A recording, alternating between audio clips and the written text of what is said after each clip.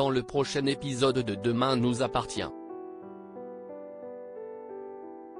Tandis que Leila tombe dans le piège de Martin et finit par parler, Anna fait à nouveau part de son désir d'enfant à Karim. De son côté, Maxime doit choisir entre Clémentine et ses amis.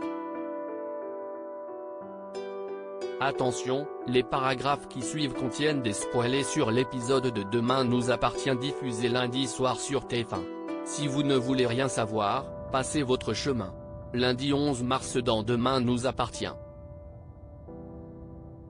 Martin parvient à faire parler Leila interrogée par la police, Leila et Samuel ne lâchent pas et prétendent ne rien savoir au sujet de Bilal. En parallèle, Soraya dit enfin toute la vérité à Nour, qui réagit très mal en apprenant tout ce que sa famille lui a caché au cours des derniers jours. La fille aînée des Bédiard retrouve ensuite Rémi au spoon et finit par mettre un terme à leur relation, incapable de lui pardonner sa trahison. Elle ajoute qu'elle ne veut plus jamais le voir. Finalement, Martin et Georges décident de jouer un tour à Leila pour la faire parler. Ils lui font croire que Samuel leur a dit où se trouvait Bilal et cessent désigné comme le seul complice du fugitif. Et leur plan fonctionne puisque Leila assure que Samuel n'y est pour rien et qu'elle a agi seule. Elle poursuit en expliquant que Korka a menacé de les tuer et que c'est pour ça qu'ils ont aidé Bilal à se cacher dans une maison située près de Villeverac. Tandis que Korka apprend par Reda, son faussaire, que Leila ne s'est pas présentée au rendez-vous et s'inquiète, les flics ne perdent pas de temps et se rendent à l'adresse indiquée par l'infirmière pour arrêter Bilal. Mais une fois au commissariat, les choses prennent une tournure inattendue. En effet, Martin annonce à Bilal qu'il a un marché à lui proposer.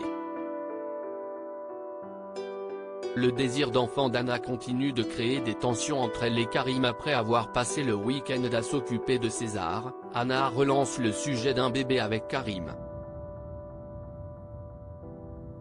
Elle lui annonce qu'elle a réfléchi et qu'elle aimerait adopter César via une procédure d'adoption intrafamiliale, vu que Karim est le parrain de Margot, ce à quoi Karim lui répond que César a une mère et que ce n'est pas envisageable.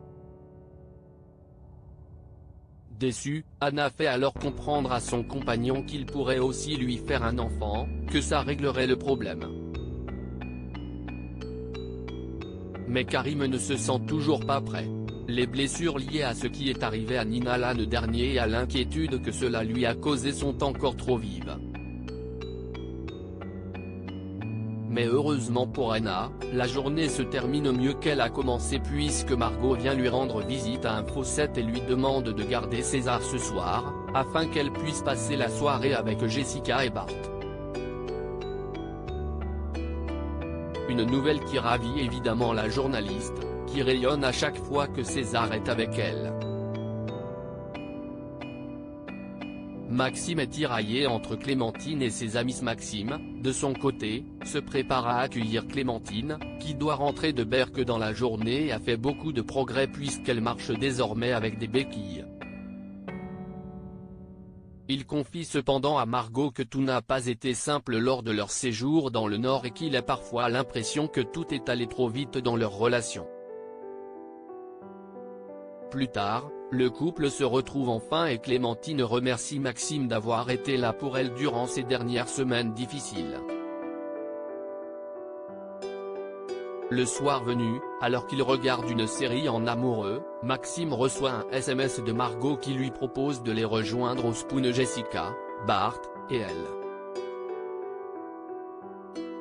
Clémentine le pousse d'ailleurs à aller les retrouver mais Maxime ne veut pas la laisser seule pour sa première soirée à 7 et décide de rester avec elle.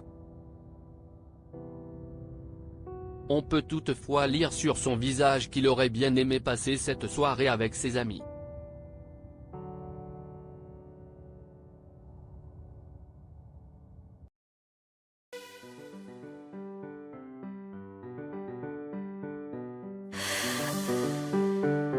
The man I